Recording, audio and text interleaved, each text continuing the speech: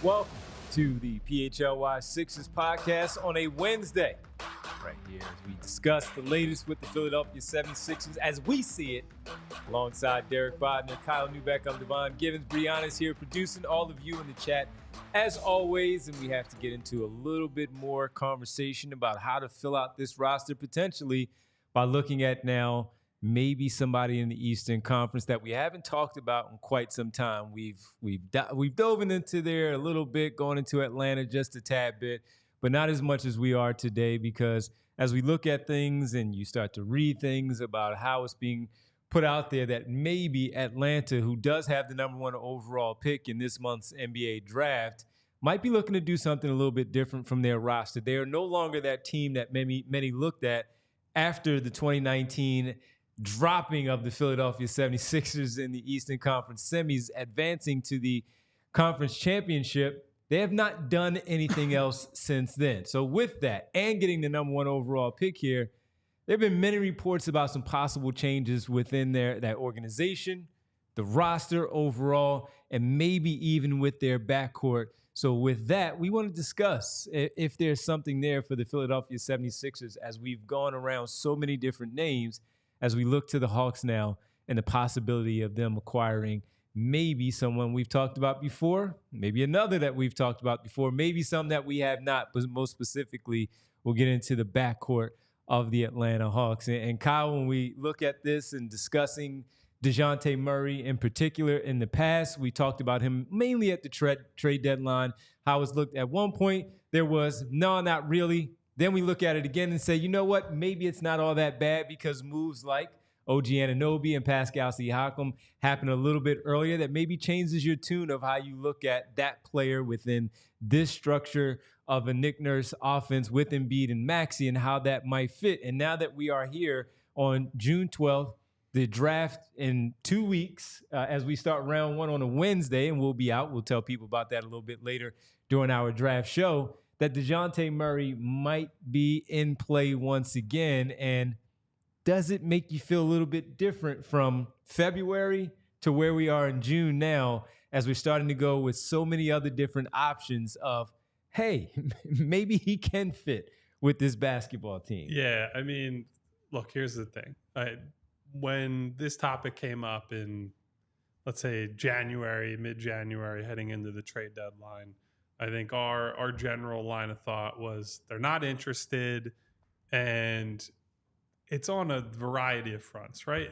I don't think at the time that they wanted to commit the long-term money to him because they were trying to wait out. Okay, we think this summer we're talking flexibility. So let's sit back, let's wait, and let's see what shakes loose.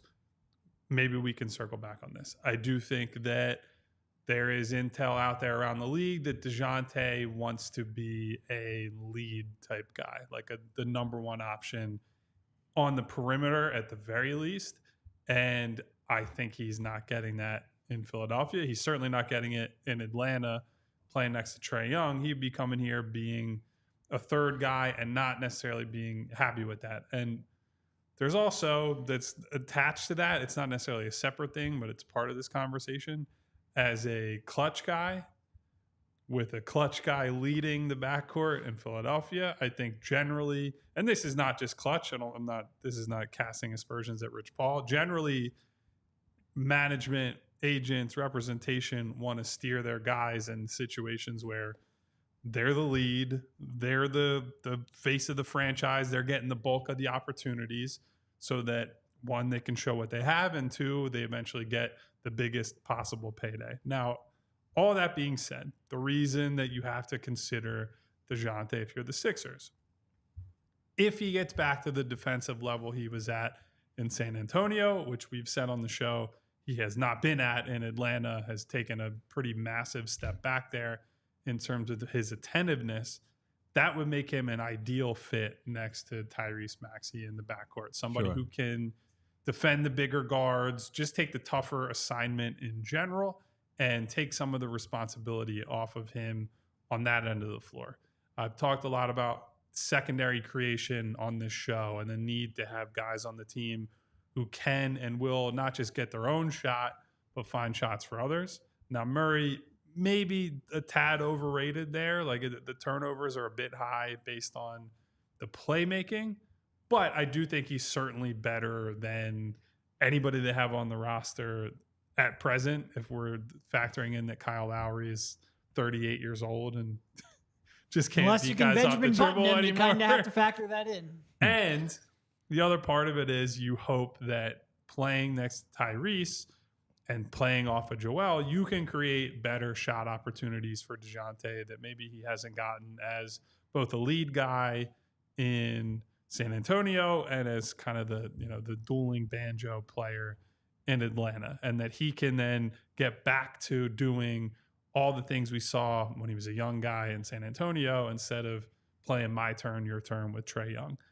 And really, we're only talking about Dejounte because in this world where they circle back on Dejounte, because the Sixers, from what I had heard, were shooting down any attachment to Dejounte ahead of the deadline, is because they've struck out, right? Like they didn't get Paul George. They weren't able to get someone like a Jimmy Butler at a cost that they like. Mm-hmm. And with Atlanta in this mindset of, hey, look, we're probably blowing this whole thing up. Maybe they don't trade both him and Trae Young, but we're retooling in a major way. We got the number 1 pick. We got Jalen Johnson. We can start to, build this new future with Quinn Snyder at head coach and, the new front office as they get into, what is it, year 2 or 3, I think, for Landry Fields as the lead guy there. Yeah. I don't remember the exact timeline, but they can start reshaping the team entirely. And so maybe the Sixers can get Murray at a price lower than it would have been last summer or pre-deadline, where they're operating from a stance of, well, we gave up a king's ransom to get him from San Antonio. Maybe they say, we want to move on. We're tired of this. And the Sixers can take advantage. So he's certainly not my favorite. He's not at the top of the list, but I don't think he's the worst they could do this summer. And I do think the contract is at least manageable over the next few years. Yeah, the contract is fair for sure. Like you're talking $25 to $30 million over the next 4 years. That is a fair contract, especially as the salary cap continues to rise. Certainly, I would love more shot creation and more secondary ball handling. We've mentioned a lot in the past that part of our concern is it doesn't seem like Dejounte wants to be a secondary ball handler. He wants to be a primary ball handler, and I don't think he is good enough to fill that role. And if you're going to take Maxey off ball like that, you better be good enough to warrant it. You have to have players in a role that they want to be in and that they're willing to buy in long term, especially if part of the appeal is, well, maybe he's able to get back to the defensive aptitude he showed in San Antonio. Well, I don't think he's going to do that unless he's fully bought in, unless he's fully happy with his role. And I'm not sure being alongside Tyrese Maxey and alongside Joel Embiid. It's not, we focus a lot on Tyrese Maxey because he is a primary ball handler right now, but also like Joel Embiid's going to handle a lot of the creation in the half court. Dejounte is going to be playing probably more off ball than he has been in Atlanta. Is he going to be okay with that? And if he isn't, he's a not unwilling, but a slightly hesitant catch and shoot player whose numbers have been up and down over the years. And that was the big question in his game coming out of Washington as well. And if he's not then a incredible defender, well, then I'm not sure the fit's going to be there. And like I said, if this is your one big shot, and it's really not, because if the Sixers can generate up to $64 million in cap space, taking on his $25 million in contract doesn't leave them with Paul George money, but it leaves them with a lot of money. So you could potentially pair him with somebody else, and that's part of the intrigue. But if you're not completely confident he's going to be completely bought in, be the defender he was early on in his career, make improvements in his off-ball game, then to me it's a pretty tough sell. But if they do acquire him, and you talk about him not being having the money there, you can still do other things, but he would be the headline in terms of name value, most likely, if they were to do something like that. And the way I look at it, I've always liked him, of course, from afar, San Antonio stuff, seeing what he did, one of the last picks in the first round in that 2016 draft, where he turned out to be a very good player, ultimately an all-star and the leader of that San Antonio franchise that was not going anywhere. But for what the background was of him as a person and a player coming out of the Washington program, turning himself into the player that he did under the tutelage of what we talked about Greg Popovich on the Coaches Show on Monday, of how he still has an impact on helping young players in this league for where they are totally differently from what we've seen in the past where they were winning championships, and helping Dejounte Murray get to the player that he currently is right now. There are things there that you most certainly like about him as a player. The question is, again, as these guys have alluded to, we've heard so many things, and then watching the Atlanta Hawks where he seems like he wants to be the top billing, but not just in name value of him being the guy coming in to be a third guy. He wants to be the guy, and he feels like he's good enough to do that. And coming into this situation, is he more than willing to accept that? And we talked about this even at the trade deadline when trying to lay out why it would make sense or why it would not make sense. That came up on the negative side of things. Are you going to buy into the role? And when we've discussed some of the other players like Brandon Ingram, or even Jimmy Butler coming in here and some of the other names that we've talked about, and we've looked at the same thing there. Are you willing to buy in? Well, this guy, it seems like, not really. Now, the question is, if Embiid handles as much as he does in the half-court offense, we've always talked about, even yesterday bringing up, most of these players that come in are playing with Joel Embiid is totally different from what they've done at the center position. It wasn't there in San Antonio, and it most certainly wasn't there in Atlanta because they were more perimeter-oriented with their front court. Not there with Capella, not there with the Kongwu, and that was just not there. So now Embiid's going to handle the basketball a lot. Are you going to get some good looks off of Embiid? Most certainly. You have to read and react really quickly and make your decision of what you're going to do. The ball's going to swing to you. Can you knock down those shots on the catch and shoot at a pretty good percentage from the perimeter? That's one question about it. Number two, if he's going to be the second or third ball handler because Maxey is there. The one good thing about Maxey that he doesn't have to worry about in the Trae Young situation is Maxey is super unselfish. Yeah. He will find his no matter what. Yeah. So if he sees that it's going to work out for you where you need the basketball in your hand, he's going to make sure it's there, but he's going to get his touches too where, hey, I'm going to swing that ball, but I'm also going to take my fair share. And I hope you understand. You better understand that because I'm doing this for the betterment of the team, and I think it's working for us in this spot. So that's the one thing that Dejounte Murray will have in his favor is Tyrese Maxey is not personality-wise Trae Young, where you see what Trae Young is, where it seems that people want to get away from him too when it comes to the type of player he is. So if he's willing to buy into that part and being the number two because we're looking at the elite status of Joel Embiid, which he has never played with because Trae Young is not even on that level of Embiid, and is willing to accept that playing with Maxey is a different type of personality where it can work, where you both can thrive like it had been with James Harden being the clear number one ball handler outside of Embiid, then it just might work. But that has to play out not only through 82 games, but also the postseason, and you cannot let that interfere with the success that they may have leading up to that postseason run that they possibly have there, led by Embiid, Maxey, and Murray. Then it could possibly work. But you need to know that as Daryl Morey, Elton Brand, and that front office, and of course the coach of Nick Nurse, getting the input from Maxey and from Joel Embiid that this is going to work. In order for that to happen, you need to make sure that he is going to buy into whatever that role is for the success of this team. Because as these guys said, he has a very good contract, of 3 years on that contract, very good. He's going to be here a while, unless they're going to pull that trigger to get him out of here quickly. He's going to be here a while, and you need to know that that's going to be a move that he's going to be in favor of coming into this situation. Well, and so Derek touched on it, but here's the critical part that basically all of it rests on. Do you buy him as a catch and shoot player is really the fundamental, to me, the question for him, not just in Philadelphia, but moving forward. And last season, stats were pretty decent. His catch and shoot numbers were good. He took 3.7 a game, made over 39% of those. Those are good numbers, but those are way higher than the rest of his career. The volume has gone up for him considerably across the board, and his efficiency has gone up. So the nice thing, he came into the league as someone who's viewed as basically a non-shooter.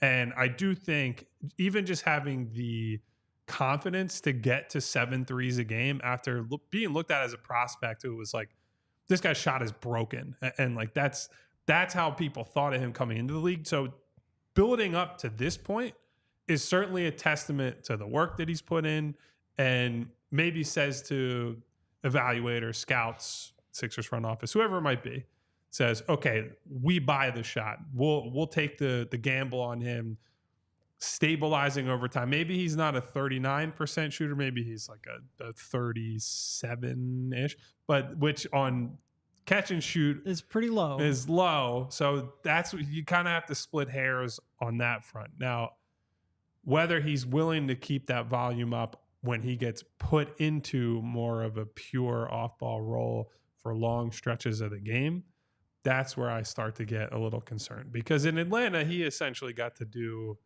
whatever he wanted for long stretches of time. He's either going to be sharing that space with Tyrese, sharing that space with Joel, or start and end of games with both. And so to your point, Devon, I agree. I'm not necessarily worried about Tyrese because Tyrese has shown he can provide you value all over the floor. I think it's more along the lines of I want to continue facilitating Maxey's growth and pushing him forward as one of the two faces of the franchise. And I'm not sure it's the ideal way to do that by pairing him with Dejounte in the backcourt.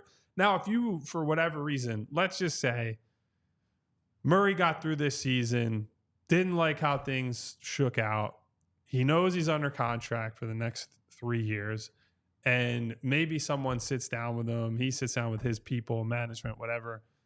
And he comes to the conclusion, like, maybe I do need to just adjust my thinking on this. Maybe being the number one guy is not as important. That's information that I'm not privy to, right? I can only tell you what I had heard throughout the season from people around the league who were other teams who are kicking the tires on trading for him.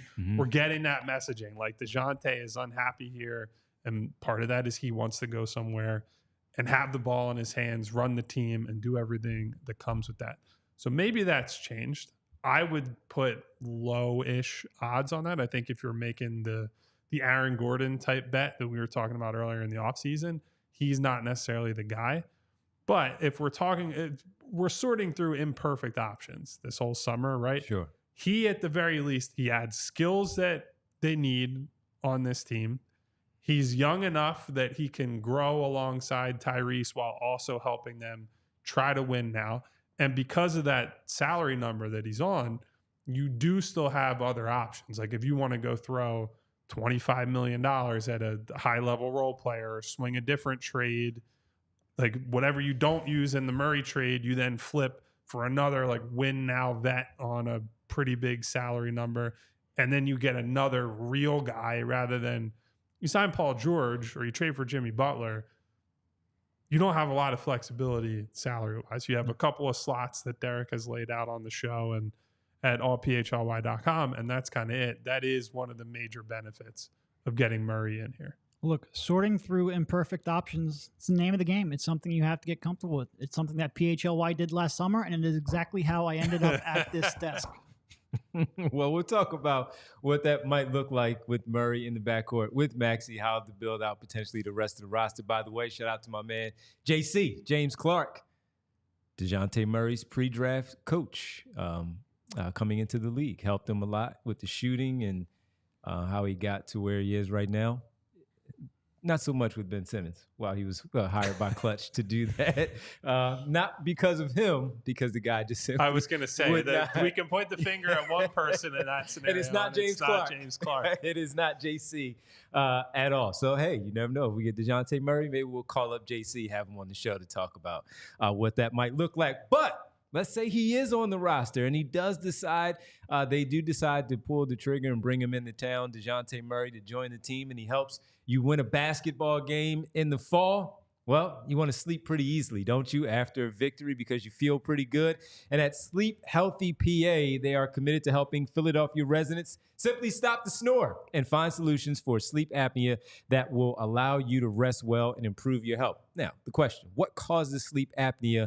And there is a choke point in the throat that causes snoring. Think of a kink in a garden hose, how it's smashed up like that. Dr. Andrew Cohen, board certified in dental sleep medicine, and his staff will work one-on-one with you to provide first-class care that will meet your needs. Many physicians aren't equipped to provide other options outside of CPAP, that's CPAP machines. More than anything, he just wants to see patients healthy. So his team is committed to stopping the snore. Tell him PHLY sent you and receive 50% off your initial workup. The process, 2-hour initial exam split into 2 sessions, information gathering, medical history and imaging, review results, and share recommendations. If you are experiencing sleep apnea and are looking for a custom solution to stop the snore, reach out to Dr. Andrew Cohen at sleephealthypa.com or call 215-337-2501. Tell him PHLY sent you. We also make sure we tell you about TrueMark Financial. We've heard from a number of people who recently joined TrueMark Financial Credit Union right here in Philly, and it's been an eye-opening experience to see the difference between banking at a bank compared to becoming a member of a credit union. When you join a credit union like TrueMark Financial, you become part owner, which means profits come back to you instead of going to shareholders. TrueMark Financial has better rates, lower fees, a better return on savings, and more flexible options overall, and of course the same digital tools and technology we all want. But the best part is that TrueMark Financial is local. They're headquartered in Fort Washington, and with 24 branches across the Philly area, they are deeply rooted in our community. They serve our community and only our community, so their investments and programs help our people right here at home. Becoming a member of a credit union has so many benefits over being a customer at a bank, it's a total no-brainer. Head over to truemark.com/PHLY to learn more or to find a branch near you. That's truemark.com/PHLY, federally insured by the NCUA. I do want to address, we've gotten some back and forth in the YouTube chat about Dejounte not being the best or most willing off-ball player. And I definitely, and why that didn't work in Atlanta. There's certainly some truth to that, right? Like he is absolutely more comfortable and desires the ball in his hands. That's a big part of this conversation we're talking about being or wanting to be the number one guy. I do think it's worth pointing out Trae Young is as big, if not a bigger culprit in why that didn't work, because his willingness to serve in that off-ball role, I think he's similar to James Harden in that way, that you've seen that dynamic play out with James over the last, I don't know, 10-ish years, 8 to 10 years, whatever it might be, where when he has the ball, obviously he's a world-consuming force on offense, someone who can create shots for others, easy looks for the bigs on lobs, easy corner threes for the shooters. And he's a dynamic scorer, guy who can get to spots and finish in traffic, all that. But when Trae's off the ball, he is just hands on hips, hanging out, doesn't want to take catch and shoot threes, which is another big thing. And so I don't want to pin that all on, like, you have to try to remember what a guy does in one situation does not mean he's going to be that player in every situation. I do think someone like Murray has his warts and has his flaws, and they would certainly apply to this situation in Philly. But I'm not ready to say it didn't work with Trae Young, so he's never going to be able to share the backcourt with another talented or high-ish volume player. I don't think that's fair to him. So that would be part of the reason you're able to get him for the cheap, is because people's perception of Dejounte has fallen over the last 2-3 years or so. And you're saying, we get him here with Nick Nurse, with a willing backcourt partner in Maxey, with Joel Embiid at age 30, 31, who now is more willing to take a step back, defer to other guys, pass the ball, play in a more democratized offense, that would be the hope. That's the sales pitch, not just to Murray, but any guy who you're bringing in here as a third star, third best player, however you want to label it. Yeah, and look, there's a couple things that like I have a bias against. I have a bias against short backcourts, especially if I don't believe in one of the two players being able to defend up a position. You know, I see some people in the chat comparing Dejounte to Holiday. And if I believed in Dejounte's defense that much, I would sign off right now with zero hesitation. I just don't believe he is that kind of player. I don't believe he's been that kind of player for a couple of years now. I really just don't believe he's been that kind of player ever since he became a featured player in San Antonio. But if you believe in him and his defense like that, then I'm willing to overlook a whole bunch of offensive flaws and concerns. But those concerns are still there. Like people will point, you brought up the catch and shoot numbers from this past year. Good. I'm glad he made progress, but it takes more than 1 year of progress for me to buy into shooting numbers. I think we've seen time and time again that 1 year is not a big enough sample size to eliminate noise and fully instill trust. So the fact that his catch and shoot numbers prior to this year were so bad means that I just need to see more before I'm willing to buy in. And again, his contract is low enough where he doesn't have to be a great catch and shoot player, but on this team next to Joel Embiid and Tyrese Maxey, he does need to be a good catch and shoot player, not just good enough. And quite frankly, even 39% on catch and shoot isn't great. It's just kind of good enough to where you're not really complaining about it anymore. He needs to space the floor. And if he comes in here and shoots 35% on catch and shoot threes next year, you're going to have a real big spacing problem, especially since he is your prized offseason acquisition. So and you brought it up, the creation, it's nice to have as a secondary or tertiary kind of guy, but it's not good enough to be reliable as a primary initiator. And you'd then be building your offense around three players who are still kind of below average passers for their position. So I like him if he is like I said, a secondary or third kind of creator, not so much as a primary. So all of that just comes into if I believed him defensively, like some in the chat do, like maybe I did early on in his career, I would have an easier time buying into it. But I don't, which doesn't mean I'm completely disregarding it. It just means he's pretty far down on the list of my offseason And there's options. nothing he can do to change that in the offseason. No. There's no defense being played, so you're just going to have to... We've seen that before. Yeah, Ben Simmons right. can make a jumper in the offseason. Well, there's more. By the way, there's I got more. a Bleacher Report notification There's on more. Instagram post from Ben Simmons today, and I was like, how do I unsubscribe from like this update? This is not a Sixers update. Leave me alone. So, go away. But as you talk about that, though, Derek, you mentioned all of that. We're still, as you pointed out, talking about imperfect players. So there's something in there from somewhere that you're just simply going to have to accept that certain players don't do certain things that you like, because as we look at this offseason, there's no perfect answer. And the ones that we are talking close to perfect when we mention Lowry Markkanen or Kale in that regard, they're probably not available. So those other ones, it's just, as you said, he's at the bottom, closer to the lower level of the list, but they all have their warts for what you may not like coming into this situation. Yeah. No, but like I said, he would be below certainly Paul George and the age concern. Yeah. He would be below Jimmy Butler. He'd be below Brandon Ingram for me. Like, I know Real Time is right there in the chat right now saying, I will find warts in anyone. Well, I'm telling you right now which warts I'm willing to live with. Mm-hmm. And someone like Paul George, even with the age, because I buy into that shot so much, I'm more willing to live with that. I'm more willing to slide that into the lineup and into a role on this offense than I am somebody who I'm just not willing to buy into that shot. Is he ahead of some of the other ones? Because you stopped at Ingram, and we've talked about a ton of players over the course of these couple of weeks since the season has ended. Is he more closer to 4 or 5 or that 8, 9, 10 range where there are a few other people in there that you would accept over? It's going to come down to the Dejounte cost Murray a little bit. Mm-hmm. I'm not sure I necessarily have a full 10 players deep kind of priority list right now in my head. But I wouldn't necessarily say he's guaranteed to be 4 or 5. There could be a couple that I could sneak in there, yeah. So what would a roster look like, Kyle, if he, let's just say hypothetically he is here. They make the move. He is brought in. He is in the backcourt. He's not Drew Holiday, as you mentioned, at that elite guard's defensive status. Is it easier to build out because of the 2 ball handlers that we talk about, adding another ball handler? Do you feel like it might be easier to build out because he does come with a little bit of defensive acumen that's there, or reputation, although it's not 2018-19 when he made the all defensive team? It's not like it used to be. It's there, though.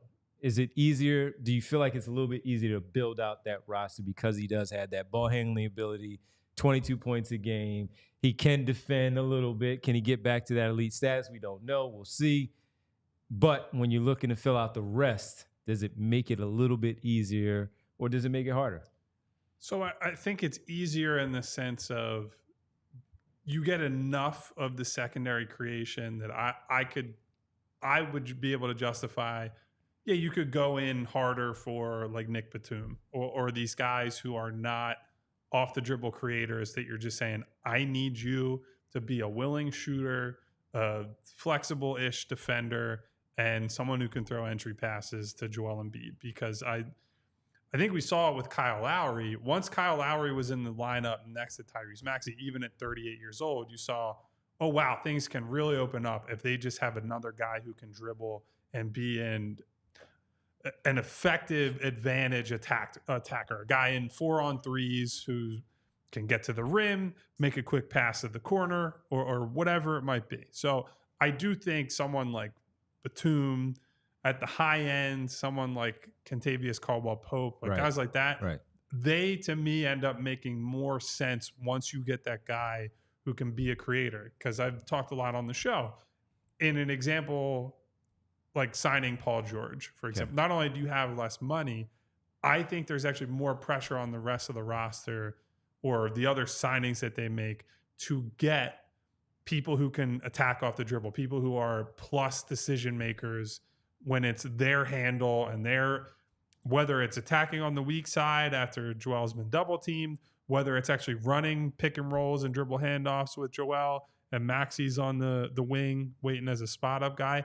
I think you need some form of not high level, because you're not going to get a high level playmaker for $10 million a year, but someone who's a dangerous threat as a downhill attacker, and that's really hard at that number. So I do think if you get Murray, and then you have the whatever it is, $30 million of space to use and cobble that between a few guys, then I think there's not as much pressure to get that creation. You just say 3D and whatever else you can offer on top of that feels like a bonus.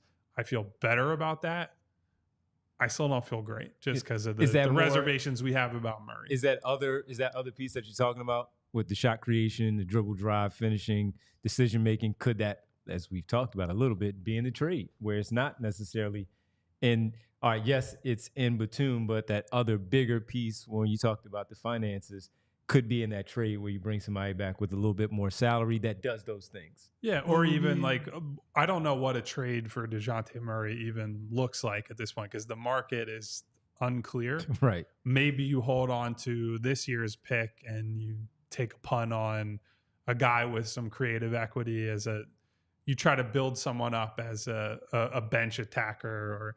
Now, I probably wouldn't go there because I think the other symptom of it is I feel like there's always a fixation on who's the backup point guard, who's the sixth man, that kind of thing. You really wouldn't need to have one in this version of the team because you would, in theory, have 48 minutes of Maxey or Murray on the floor at all times. And so then maybe you look at that 16th pick, assuming you hold on to it, and say, maybe that's our long-term backup for Joel. Maybe we take a flyer on some kind of wing. Like, I don't know what that player looks like. I do think because Murray has good size, he's 6'5"-ish. Now he's pretty thin, so he can't scale up too high if you want to play small ball looks. But if, for example, I'm saying this only because I'm writing about him currently, if you got like a Devin Carter in here, you might be able to play some 3-guard lineups and you still have 2 guys on the floor that are good defensive guard types, and that maybe you can make something like that work. So yeah, he opens up some possibilities. Roster building? Yeah, I mean, it's without knowing the trade implications, as you guys both said. Atlanta's in a weird spot because they owe unprotected first-round picks in 2025 and 2027 and a swap in 2026. So I don't think they're going to completely tear down their team. When you start talking about a trade with the Sixers, you'd probably have to loop in a third team just because of that. Yes. They're probably looking to retool pretty quickly because this year, now it's a good year. They had a lot of luck in this, but this is their one real chance to be in that lottery before they are then going to give up a bunch of assets. So what else could come back? Like we were talking beforehand about Bogdanovich. Well, he's under a great contract. I don't think they're going to completely retool. If they were going to retool, trading a 31-year-old like that would make sense, but they're not because they owe $1 million first-round picks in the coming years and are all unprotected. Great job with that. Oh, by the way, who they traded for? Dejounte Murray. Oops. We're sending him out, right? So yeah, I'm not sure they can get enough back to where the other piece, at least in a direct 1-for-1 trade, would make a lot of sense for the Sixers. All right. Well, the future might not be bright in Atlanta.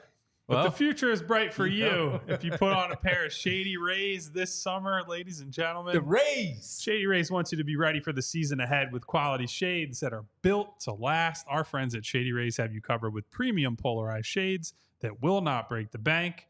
They have hundreds of options to choose from, so you are bound to find the perfect pair to match your style. And they probably have a style in your favorite team's colors if you want to be representing, whether it's the red, white, and blue of the Sixers, the Eagles green, whatever it might be. And guys, you've seen me wear Shady Rays on the show told you I wear them at the beach. I've told you I wear them in the car. They are versatile. They have, depending on the option you choose, they're not just affordable. They can be stylish. You can wear them just about anywhere. And if those shades ever go missing or take an unexpected hit, you don't have to sweat it because they have the most insane protection in all of eyewear. Every pair is backed by lost or broken replacements. So if you don't love your shades, exchange for a new pair, return worry-free within 30 days. No risk when you shop with Shady Rays. Their team always has your back with personal and fast support. So exclusively for our listeners, Shady Rays giving out the best deal of the season. Head to shadyrays.com and use code PHLY for 35% off polarized sunglasses. Try for yourself the shades rated 5 stars by over 300,000 people.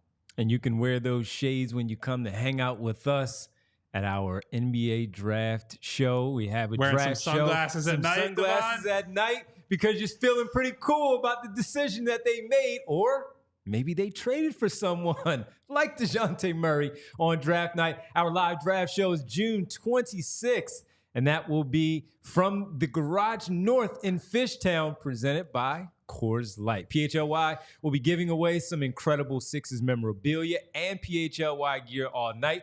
All you need to do is RSVP for your free ticket to win great prizes. Enjoy a short meet and greet with the team 30 minutes prior to the live show.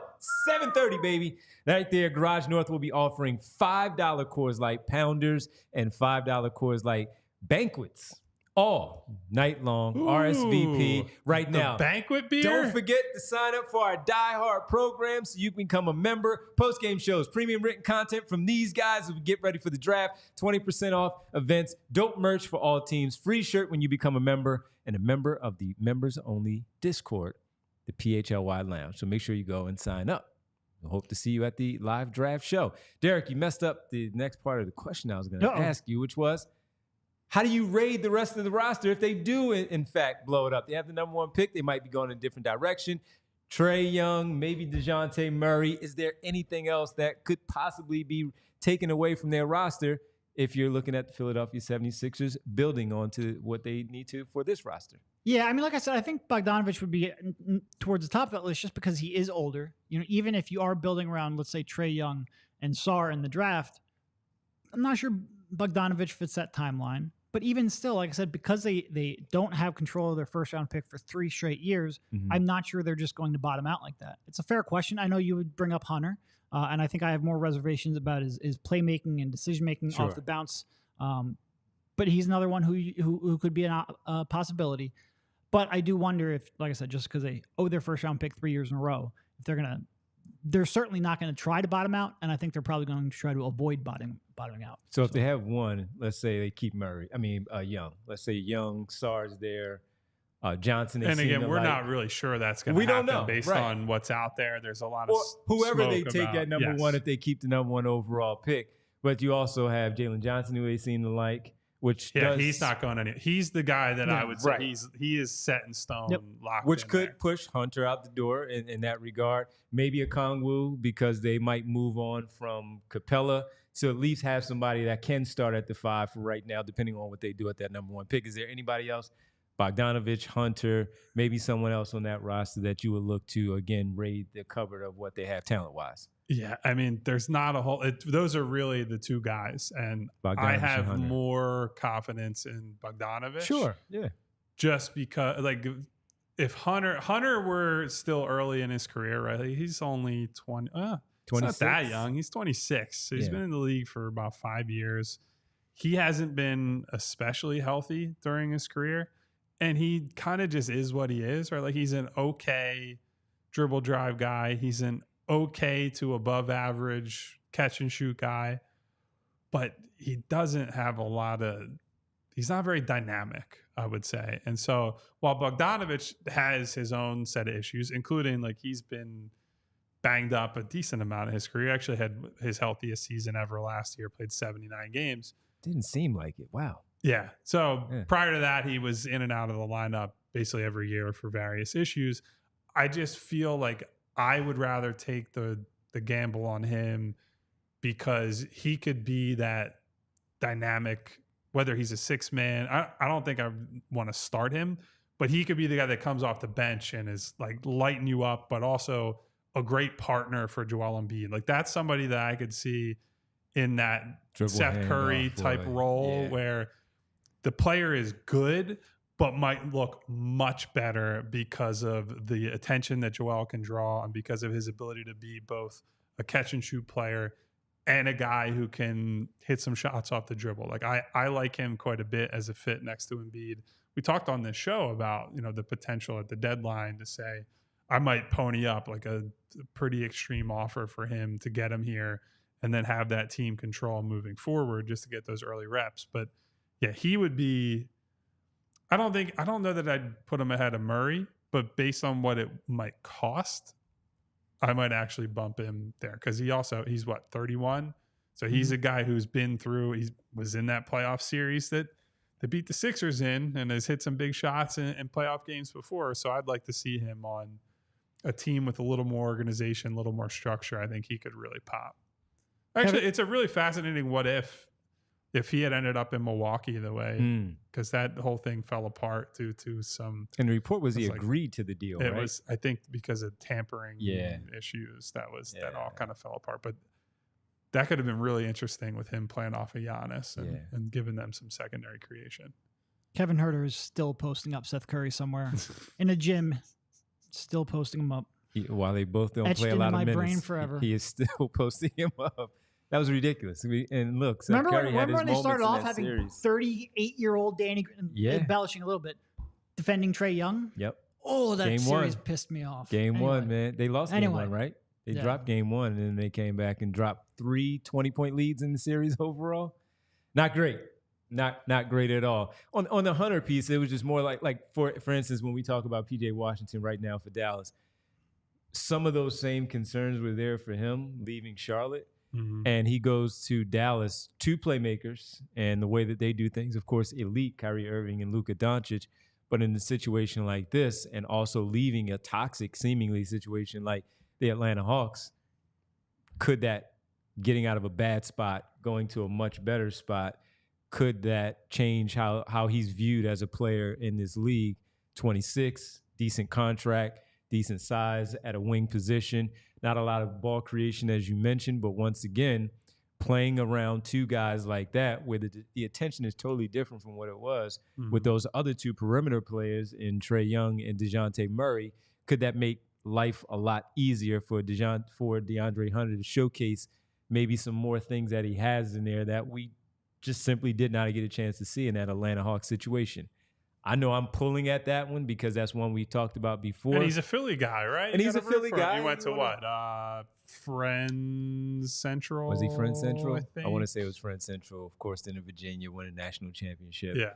And become a top 4 pick in that draft. But just getting out of a bad spot where you're able to showcase what you are really good at, understanding your role, but being able to do what we've seen PJ Washington do up to this point to help get the Dallas Mavericks to an NBA championship. So something that maybe we'll be talking about that later on because it happens, maybe not. But just in terms of looking at that for what it is, something that may be there for the Philadelphia 76ers. But the Murray thing is really intriguing. Now, the Trae Young piece, not here for Philadelphia, but what are your thoughts? They're just too the cost would be exorbitant. Number one, I think they'd get boxed out, and the fit would be bad. Unlike Mitchell, at least he has somewhat of a case to be like, all right, the reason you sell yourself on Mitchell is you think he can defend enough to justify it, right? Yeah. Like you're ultimately shooting for the offensive upside. That's why you get a player like that. And you convince yourself, you say, okay, Donovan Mitchell has some length, good athleticism, and there have been flashes when he's really wanted to. That's a guy that I'll bet on, like just hope with Joel Embiid behind him that works. I think Trae Young, it might be the single worst defender in the league when you consider that he won't come off the floor except for, let's say, like 10 minutes every game. Like he's pretty much penciled in at 38 minutes a night. You're going to get bad defense that entire time. That's bad on the ball, It's And it's bad really off the bad. ball. And at least people like Harden or Luka, they're big, so occasionally they'll get stopped. If Because you they're try to hard take them go in the through. post, Yeah. they can stand you up and do all that. Trae does not offer that, and then he has those same issues that they have with off-ball attentiveness. So he's getting back cut, he's missing rotations, and so other guys are having to cover up for him. Now, again, having Joel behind him would be great, but part of the conversation we've had all offseason is you don't want to make Joel's life more complicated on that end. What one of the major goals of this franchise should be is to take pressure off of Joel on both ends of the floor. And it's why somebody like Paul George makes sense, because he's a floor spacer. He's a secondary creator, although mostly for himself at this point in his career. And on the defensive end, he helps the problem with the bigger wings, and it allows Joel to play drop coverage, protect the rim, and hopefully rebound better. I think Trae Young makes all those things worse on defense. And again, part of the reason that I don't think the Murray combination has worked in Atlanta is because of Trae. So I would not bet on Trae Young coming here. And all of a sudden, the parts of the game where Maxey's running the offense, he springs to life as a willing catch and shoot player, off ball guy. Like that isn't him. It's never been him. And I don't think he's going to become that in the short term. So as good as he is, I don't think he makes any sense here, unless you're in a scenario where you say we're trading Tyrese and, then it's just Trae and Joel. And yeah. And I don't think it makes sense for Atlanta to trade Trae anyway. I think his value, you don't trade someone like that you've invested so much in, that you've built so much of your program around, when their value is at the lowest. And right now, Trae's value is at the lowest it's been probably since he was drafted. So I think you probably, fix the fit issue by trading Murray, get another piece that fits with him. If they do end up with Sarr, and obviously nobody really knows, but if that's the way they go, I think Trae is a pretty good fit with him. Maybe not timeline-wise, but skill set-wise. I think it makes almost no sense for the Hawks to trade Trae Young at this stage. I think his value has dropped so much that they shouldn't. And also, I think it would make almost no sense for the Sixers to be a team that give them the most if the Hawks do decide to trade him. So I think it just makes no sense all around. I think somebody would outbid them regardless. Yeah, they should. They should. Because just in part because it makes more sense to have him elsewhere. And that's where another team should go like, all right, this is a depressed asset. Let's give it a shot. The Sixers just shouldn't be the team to outbid the rest of the market. Let's get to a couple of super chats that we did have here today, real time, with Prince Blue checking in as always, like he does. Do the Sixers think Maxey is a point guard or a shooting guard? Don't think they care. Yeah, I don't think they look at it like that. I think probably more point guard, if you're just looking at it defensively, would be where I would go. Because I think the hope has to be, regardless, that Tyrese has to make the leap as an offensive player in like point guard categories. Yeah. Creation-wise. Look, I think if you look at the Boston Celtics, who's their point guard? Drew nominally? I would say nominally. Drew Holiday. But who And like Derek White some of the time, and he's not really a point guard. Who initiates most of their offense? Tatum. The wings. Yeah. Yeah. NBA front offices, people around the league, they don't look at it like this is the point guard. You give him the ball, you let him bring the ball up, you let him initiate the offense, you run a pick and roll with him. Like, that's not really the way the game is gone Embiid anymore. brings the ball up. And Joel Embiid initiates most of the offense, too. You're Right. looking for players whose skill set fits off of that, and I think that's how they look at Tyrese. Would you love to have more passing? Yes. At any position you can get. Would you love to have a better passer than Tyrese? Yes. But is he a point guard? Is he not? You just really want more passing and decision-making all around. So, Prince, they look at him as a guard that can do a lot of things. And they look at how his skill set fits with Joel. And they want him to improve I'd say his it's shot even creation. like probably to narrow it down even. I think they just look at him as a scorer. Like I think if you the primary sales pitch for Tyrese, he can score the ball and he's a great shooter. Like those are the two things that stand out. So if he's weak as a playmaker, you need to find playmaking. It doesn't necessarily have to be a point guard. It could be or LeBron. shooting guard. Yeah, it could be LeBron. It could be Paul George. It could be Brandon Ingram. Like Brandon Ingram, for his warts, he's at least a pretty good playmaker, guy who can see over the defense, whatever. So Jimmy Butler, another example. He's not a point guard, but if you bring him here, he will run and initiate the offense as if he is a point guard for long stretches of the game. So I think they do. We're sidestepping the question, but they certainly probably look at this as we need more playmaking. Yes. I think that's 100%. the bottom line. They better. Yeah. That's why Kyle Lowry was a big piece of the post deadline. Part of why Tobias Harris came up small. It's part of why Kelly Oubre, I have a questionable fit about whether or not him going forward. I have to Even more read plenty. this super chat. Yes. Why is that? Because he doesn't want to badmouth his former colleagues. Well, Ford has a super chat for us that says the three of you are better than any show on Devon's former employer, My 97.5 former or employer. 94.1, place that Derek and I spent a lot of Yeah. time calling in. Look, we period. collected paychecks from them. Yeah. I was All just- three of and us. All three of us. I will repeat what I've said on here before, other than the Howard part. I love most of my people from my time at WIP. A lot of people's work there who I respect. And certainly as we do 5 shows a week, I've learned, what goes into doing that. It is a big challenge. So Look, here's what I'll say. If you asked me to be on that WIP, I would fail miserably. Correct. If you wanted me So would I. to talk about 4 sports every day, if you wanted me to be entertaining and have a personality, it would be a disaster.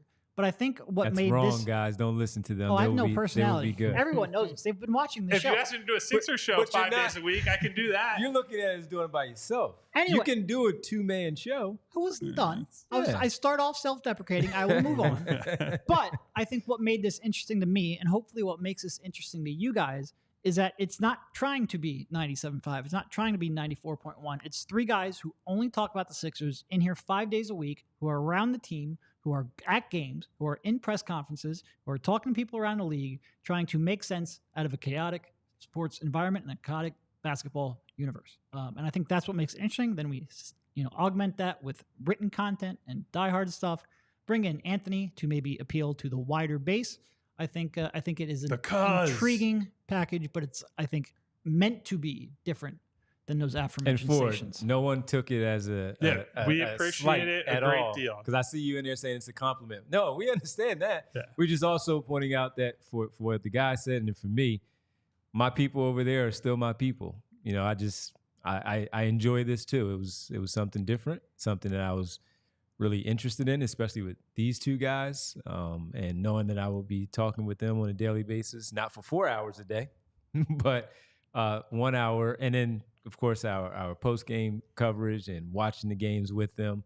It was very intriguing, and we hope that, and we appreciate you saying that. We hope that many people feel that way about what we do here, and hopefully we continue to do that for quite some time here, and bring this type of coverage to you that you feel the same way, even Hopefully the a damn year in team advance. meets the level of coverage that they're getting. a year in It's- advance. We hope you feel the same way once September rolls around and we get ready for another start of the calendar year for some games with the Eagles, the Flyers, the Sixers, and the Phillies in a World Series run that we hope to be there with them as well. Yeah. 2 more things to They're on get pace to. to win like 112 games I or know. something absurd like I that. know. It's fantastic. 2 more things to get to. One being Game 3 tonight. Derek, do they protect home floor tonight? No Kristaps Porzingis, it looks like, for the Boston Celtics.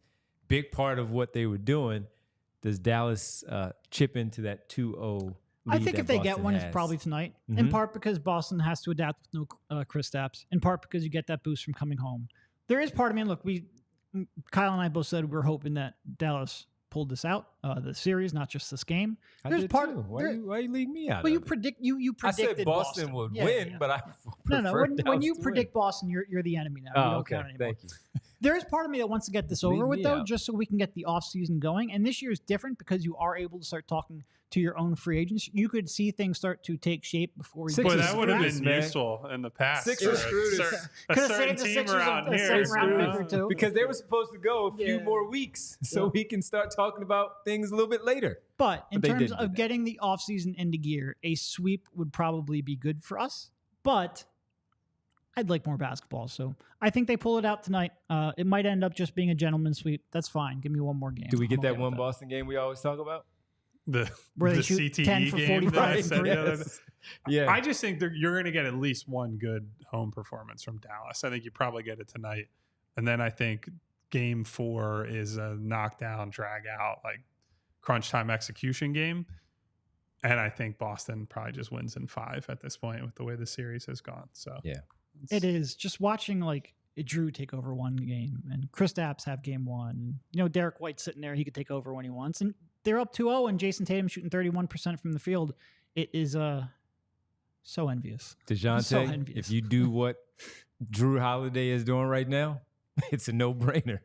It's a no-brainer. I mean, seriously, He's doing the Drew Holiday stuff that he does where he drives to the basket. He knows where he wants to get to his spot about 7 feet away from the basket and just does that 1 foot over the shoulder, over the left shoulder kind of runner hook that he's right there. And all he has to do is get the ball on the rim for that soft touch to just fall into the net. And that's what he does, man. And then he had 3 more back cuts that Jason Tatum and Jaylen Brown found him for easy layups there. And he just plays that damn good defense, man, that he always has. So Dejounte Murray, if you do that, outstanding. I think the difference at this point is that now Drew is a bit older and has had a long time to build up his body. And when you Drew also is talk about understanding your role and buying into fitting into any situation. But I'm setting aside. You put I him agree with anywhere you. and he's going to do that. But Drew is strong as fuck. Like that dude does not get moved by. It's part of why when the Sixers played Boston this year, they're using Drew as the Embiid defender and then sending help from other guys because he's not going to stand him up for 48 minutes, right? But Drew has such tremendous core strength that you see that on defense, but it's also part of what you're talking about when they throw him the ball and he's like backing guys down, and he just 2-3 steps, pivoting under the rim, quick layup. Like that's all about the strength of Holiday versus all these other guys. So tremendous respect for him. Would be a real twist of the knife for a second former Sixers player to win a Finals MVP after that team was just not good enough to win anything with them as lead guys here all those years ago now. Man, how real was the offseason stuff? I wasn't here, but I was watching you guys. How real was that? Talking about the Sixers' interest. I remember in Drew? the Drew show you guys. Oh, they were 100%, they were yes. in. Yeah. They just they got outbid. They didn't have, it's very similar to the OG Anunoby situation, right?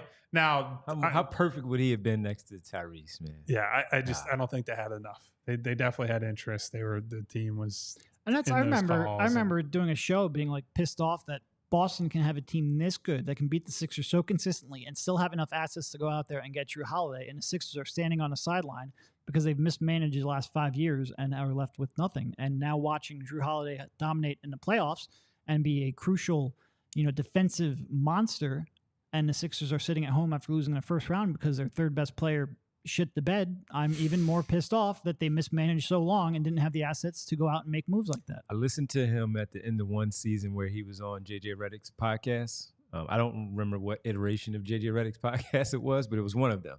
And he was talking about how the old man and the Lakers, maybe that they reached out again and tried to get him to come back here, and it did not work out. Yeah. Well, let's end the show on I would say a more positive, but definitely somber note, right? Wanted to make sure we shouted out. Absolutely.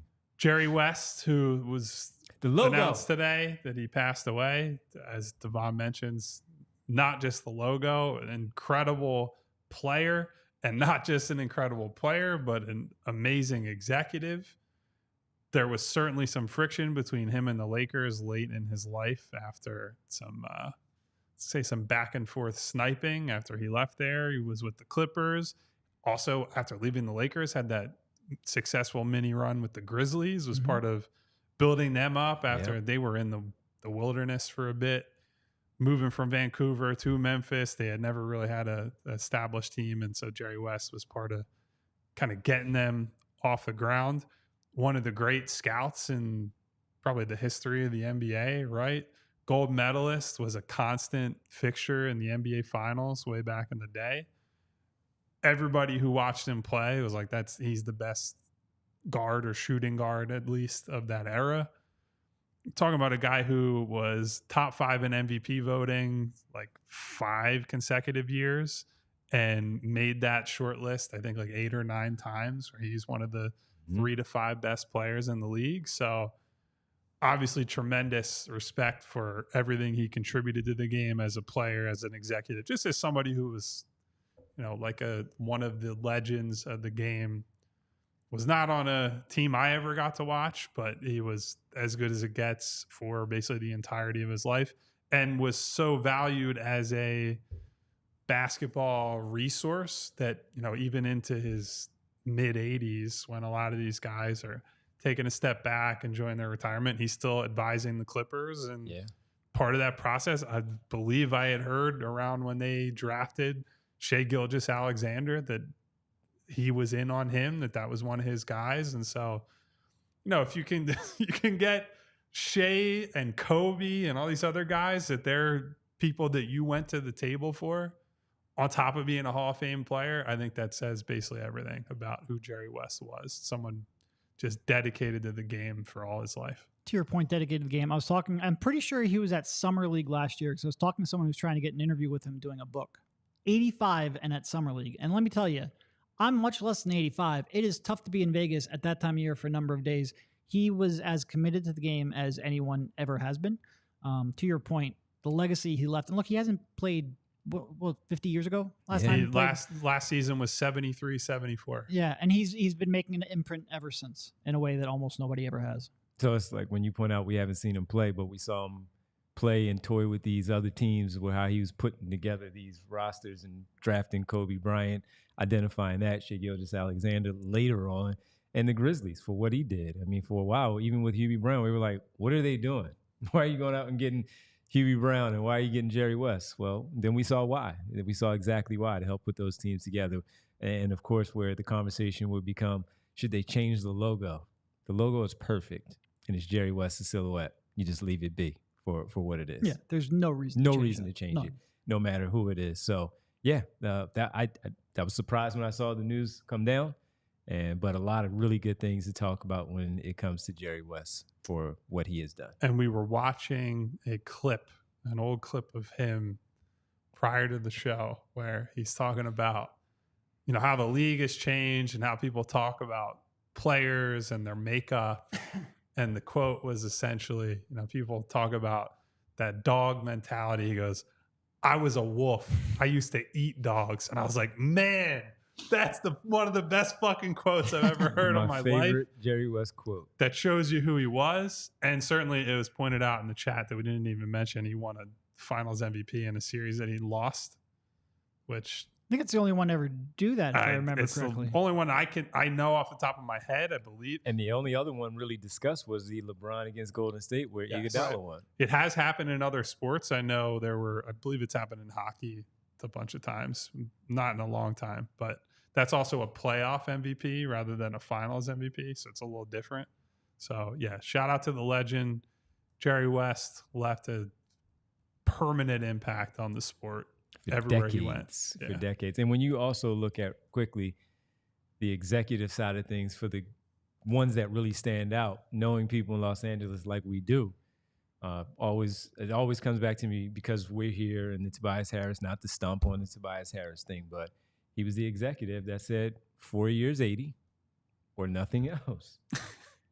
That was one of those things. And then even now, hearing it now as a consultant, as you said, for the Clippers still in that organization, he's also one that, as much as he likes Paul George, at least the whisper was, don't pay him the same as Kawhi Leonard as that number. So, yeah, great executive, great player, and gone at 86. Great career in professional sports. No question about it.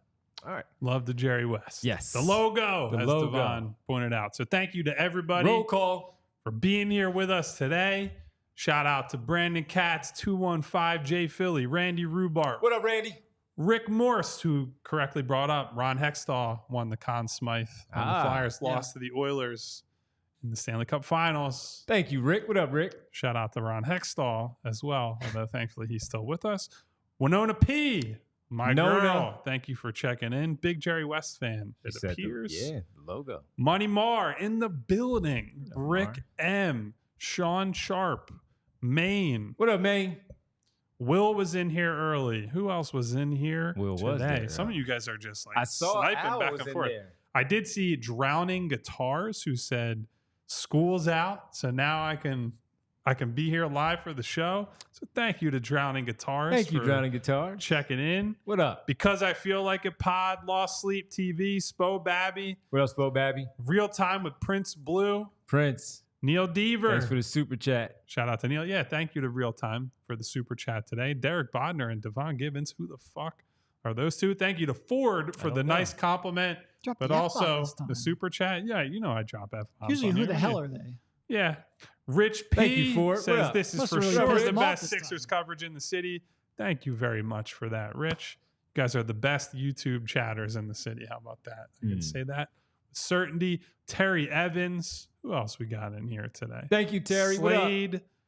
Was our guy Al the 2-minute Al warning was in here in there today? early. Shout Yes, out he to was. Al. What up, Al? Hope you're feeling better, man. Hope you're recovered, hanging in there. Matt Albright, another one of these combination of letters and numbers, MJT3FE11. What up, MJT? I think I got that one. Stop at 3 right there.